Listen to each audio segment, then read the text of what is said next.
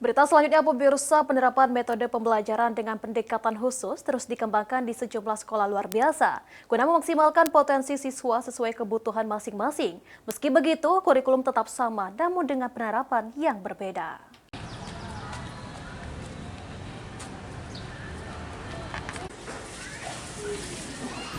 Penerapan pembelajaran di SLB dilakukan dengan metode yang lebih khusus, seperti yang diterapkan di SLBC Tunagrahita Karya Ibu Palembang.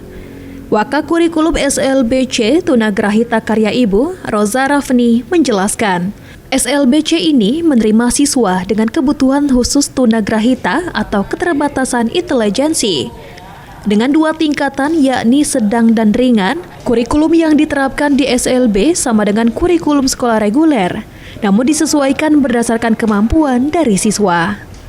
Metode pembelajaran yang diberikan kepada siswa menggunakan pendekatan individu sesuai dengan tingkatan dari siswa, seperti belajar sambil bermain, sementara untuk tingkat lanjut menyesuaikan kemampuan dari siswa.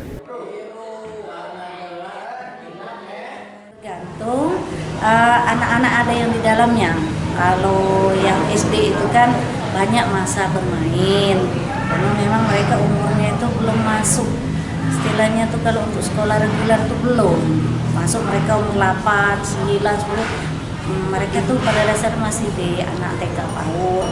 Jadi kami banyak metodenya tuh belajar sambil bermain dengan mereka. Nanti kalau udah SMP, kami itu melihat apa kemampuan anak itu, ada yang mau diajak sambil bermain, atau ada yang ingin belajarnya, atau memang pengennya di keterampilan. Ditambahkan Roza, selain KBM, siswa juga diberikan materi keterampilan baik putra, putri, dan keterampilan tata boga.